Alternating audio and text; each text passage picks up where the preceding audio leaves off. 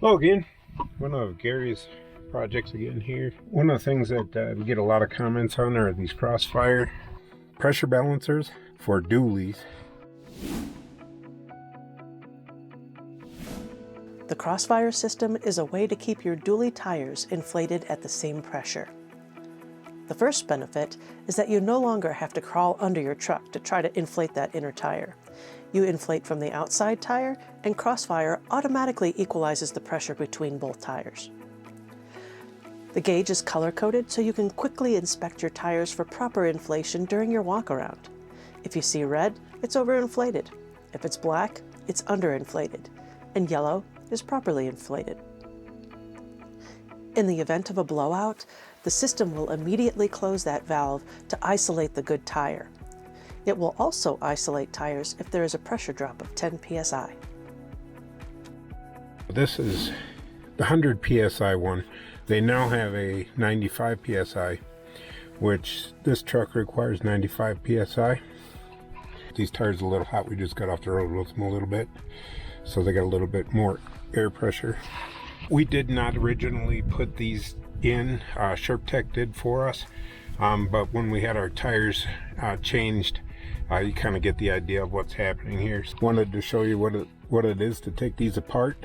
So I've been using this from Harbor Freight Pittsburgh 2-pound slam hammer with a pull set. Not the most ideal because it's pretty thin and the notch is pretty big, so the more surface area you got in there, the better. But this does do the trick. You'll never get a screwdriver or anything in here, so you have to have special tooling to get it in there.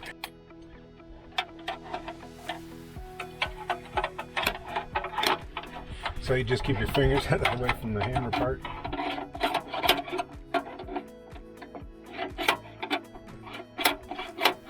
Just pop it a couple times on each side and it pops right off. I'm gonna not take this off, but you can see how this is mounted to the wheel stud here, right underneath the lug nut. You may want to bend that a little bit more to make some more clearance back here. So when you assemble it, you're going to assemble this one first. When the tire guys change these tires, you keep this thing loose. Don't put it on quite yet. This whole tire is going to stay loose. And what you're going to do is feed this hose through here and kind of wormed his way between the tires to put that thing on. And he just kind of snugged it up to make sure we weren't leaking, but he didn't put a lot of torque on that at all. This turns out here, which you can kind of see the notch that they had to cut. I didn't originally cut this notch. SherpTech did, but basically they just notched it out. I had to make it a little bit wider, and I just used a rasp, but they just used a Dremel tool, so you can kind of see it just opens it up a little bit. So they just kind of set it so that it's offset from the notches, so we can use it to pull it out. So then when I put this on that hub, I just make sure that that notch is right there.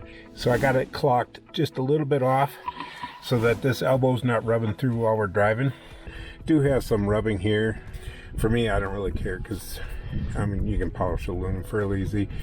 The only thing really hard about it is getting this wheel off. Hopefully that answers your questions. If you have anything else, feel free to give me a shout.